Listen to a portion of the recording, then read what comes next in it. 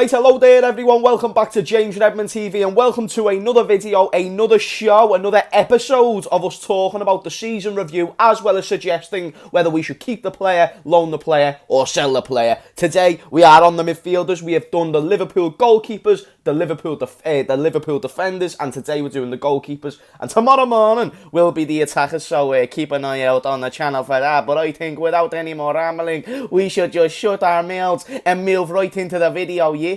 So let's get into today's Redmond roundup, as well as season review. So yeah, this series, mini-series, is like in a playlist, so make sure that you go and check that out in the playlist section if you want to go and see the other two episodes. But let's get into the midfielders. So who are we going to keep? The first player that I want to talk about in the keep section is very much certainly a Fabinho. Fabinho is someone that we've got to talk about with respect and admiration and love and care, because when you talk about world-class players, you've got to talk about Fabinho. Baldy-headed domination. I don't know his second name. In fact, his name might just be Fabinho. But still, I'm sure Fabinho Tavares. I bet you it's Fabinho Tavares. I swear it is, but I might be wrong there. Listen, man, he filled the space in two different positions when we needed it most. He covered centre-back. I could have done him in the defenders list yesterday, but instead I saved him for the midfielder. Let me tell you why. Liverpool haven't lost a single game with Fabinho in the midfield. So when you talk about keeping a player, you've got to talk about Fabinho. As for a rating out of 10, I'd like to give Fabinho the rating a solid 8 out of 10 throughout the season. Some people would suggest higher, and if you did suggest higher, I don't hate you for that. But for Fabinho, this season, in a season where he's been having to play around a bunch of different midfield partners, a bunch of different centre-back partners, then listen, I feel like an 8 out of 10 is a good enough rating, as well as keeping the main man himself. The next midfielder that I want to talk about is obviously Georginio Wijnaldum. I'm going to still give him a season rating. That being said, he isn't going to be at the club next season, so there's no real point in suggesting whether we should keep, sell or loan. So what I'm going to say about Gini is, overall last season, I'm going to give him a 7 out of 10. But of course, I'm kind of like selling him as well. Even though I wouldn't have sold him, I would have kept Georginio Wijnaldum every day of the week, and now he's going to PSG.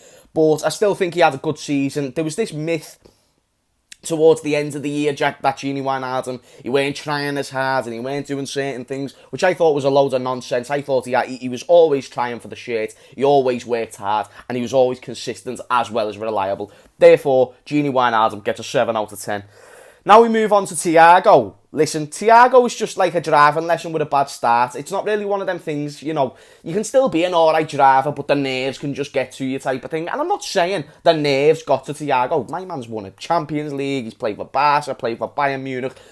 But I mean, he came into a team that was in a bit of a sticky shit, you know what I mean? Like, you know, the Premier League champions, but they've got loads and loads of injuries and they're just not the same team. It's like trying to sign up for a dance club and you're going to be a part of the best dance group in Liverpool, but then you get there and the 3 or 4 lead dancers, they're just injured, you know what I mean? And Thiago went there in a similar situation, got injured against Everton, he missed a few little stages of the season, and we didn't really get to see a Thiago with a full run of momentum, maybe at the end where he played very, very well. So overall, I'm going to give Thiago a 7. I feel like he just about saved himself a 7 at the end of the season. He was a 6, but then at the end, he just about got that to a 7, with the fact he could have been the best player in them final 5 games. There's a few that have a shout, but Thiago is definitely one of them players. And if you're talking about keep, loan or sell, you absolutely keep Thiago when you've actually just bought him. But let me know what you would give him out of 10 in the comments down below. The next player, now this will be an interesting one for the keep, sell, loan sort of segment that we're doing on this show. James Milner, let me know in the comments down below. He's what, 35, 36, not getting any younger. Do we keep, do we sell, or do we keep or do we sell? Because there's no point in loaning James Milner. It's going to be like, oh, do we loan? But we're not going to loan James Milner. Based on this season, out of 10, what do I give him? I think he had a good season. But is it a above average season, not really. But is that what James Milner does? No, it's not. It's James Milner has made a career on 7 out of 10s, and that's a very good thing because it's hard to get 7 out of 10s on a consistent basis, and James Milner does that no matter what the age. His fitness scares me. He's just a monster. Do you remember the bleep test that they done at the start of the season? James Milner's just there outrunning all the youngsters. He's just there like, fuck every single one of yous. I am a triathlon. James Milner's a beast. And you cannot underestimate, when you talk about big games like the Man United game at the end of the season, all these type of fixtures, you know, big Champions League games, James Milner is massive just to be there. So, out of 10, I'm going to give him a 7 out of 10 overall for last season. But if it's keep, sell or loan, I'm keeping him. I'm not going to sell James Milner, even though we very well could, with how old he is, and, you know, with the fact that, you know, he's accomplished a lot at this point, and are you going to get a better James Milner? Probably not. But James Milner brings to the table what so many other players in football don't, which is that level of experience at the highest level. It's just true. And with James Milner, he loves this team, and I feel like he'd be happy to retire at a Liverpool or something like that. There was a rumour that he might have went back to Leeds, but other than that, there's never really been a scare that he's going to leave this club. So I want to know where your head's at when it comes to James Milner. Now we move on to Naby Keita, the 5th midfielder. We've got 6 more to run through. Naby Keita, another player that when it comes to the keep, sell or loan option, it's a pretty interesting one to talk about. Now I've gave him a 2 out of 10 for last season overall. I'm sure not many people are going to raise an eyebrow at that. And if you do, I'm very interested to hear why, because Naby Keita did not have a good season. When he didn't play, which was very, very rarely, it was a disappointment because we needed him in a season where we were flurried with injuries. He is one of our biggest ever signings in the club's history. He was like 50, 60 million. So that was one thing. But even when he did play, he didn't look particularly great. Last season, when he was implemented a few times, he looked all right. But this season was the one where he did really tend to struggle when it comes to getting a consistent run of games. There was one game where he was playing okay, but that was the one where he got injured.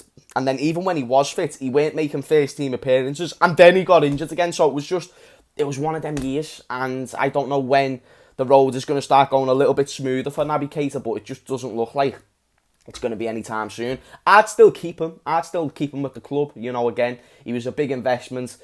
If you would rather keep an Oxlade-Chamberlain over a Naby Keita, that baffles me. Only for the fact that, Oxlade-Chamberlain is older, he's on more money, he's had injury problems himself. He had a good run in 17-18, but hasn't done a hell of a lot since then.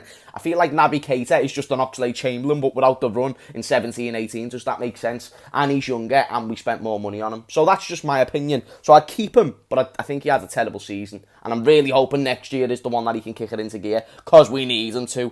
Jordan Henderson, listen, El Capitano. For last season, which he didn't actually play much, again, Henderson was someone who stepped in the defence, stepped as a centre-back, and also done very, very well in the midfield. And we notice every single time Henderson's in that midfield how much of a better team we are for having him in that team. Therefore, I'm going to say for Henderson, a very solid 7 out of 10. Furthermore, not just a 7 out of 10, we keep the best captain in Europe. You do not sell the best captain in Europe. Oxlade-Chamberlain, the next midfielder. We're zooming through these like a friggin' speed car. But no, Oxlade-Chamberlain, out of 10 on last season. A 5 out of 10. Listen, he ended it well with the Burnley game and getting a goal and stuff like that. Other than that, though, really, what game? I could have gave him lower, by the way. I'm just being generous. What game did Oxlade-Chamberlain really step up in last season? I can't think. And it's not me hating on Oxlade-Chamberlain. Love him, mate. You know what I mean? Living a nice life with his missus. And that's what I want. He's funny as well. Like, he's a good character, and you can see he's good for the dressing room. But for the football pitch, I don't know if he improves us, Oxlade-Chamberlain. So, people, I'm probably going to break a few hearts here. But I'd sell Oxlade-Chamberlain. I'd sell him all the way to the bank. Get as much money. Recoup as much of that 40 million as you can. Because other than that, you're not getting much worth from Oxlade-Chamberlain. And again, he's not a bad player. But we want to be winning Premier League and Champions League trophies, and Oxlade-Chamberlain isn't even there consistently enough to help us do that. But when he is, I don't feel he's as good as he was once. But that's just my opinion. Curtis Jones, you're keeping Curtis Jones, no doubt. And on as a season rating, I've gave him a 7.5, at least on my list. And here's the reason why. Broke through in a season, when we went through our worst spell of that season, when Curtis Jones was in the team, he was the biggest impact. He was the only one showing any sort of drive. He scored a few goals in that time. Looked very creative for the team. The only disappointment is for Curtis Jones is that he didn't get more game time. That's really it, but that's not his fault. That's the manager's fault. And there was moments where I felt he could have been given a game here and there, and he really quite wasn't. So therefore, I think that means the manager is going to ease him into that first team. But maybe that's also why we're not going to be looking on replacing Georginio Wijnaldum, because it opens a door for Curtis Jones. But let me know what you think in the comments down below. And then Shaqiri, Ben Woodburn and Marco Grujic are our final three players. We'll start off with Shaqiri. He's in the midfielders section instead of the attackers. I've gave him a 5 out of 10. And that isn't based on a bad season, because I know Shaqiri, he has a bit of a good start. I remember everyone was saying, oh, let's give Shaqiri a chance. But that didn't really flourish into anything. And Shaqiri, besides that assist for Diogo Jota in the Champions League, in a game which we won like 5-0 anyway, I don't think he'd done a hell of a lot. Therefore, that's why I've gone with a 5 out of 10. Because I can understand people can think about that time of the season and be like, no, Shaqiri has a good season. He never. He just had like a few months where he was being talked about and he weren't in the basement. So that's why I've gone with a 5 out of 10. And I'm selling Shaqiri. I don't know how much money you're getting for him. Whether it's 5 million, 10 million, 15. I don't know. Let me know how much you think we could maybe get for Shaqiri. But I think you sell Shaqiri, and I believe, kind of like an Oxlade-Chamberlain, not a shit player, just doesn't add much to this squad in terms of making us much better. And I believe if we sold him, get someone younger. Bob's your uncle, Fanny's your aunt. Ben Woodburn, I've gave him an NA because he actually hasn't played for Liverpool. He barely played for the under-23s. Sorry, not the under-23s. He barely played when he was out on loan at the start of the season. Hasn't set a world to light for the under-23s, from my knowledge at least. I'm selling Ben Woodburn.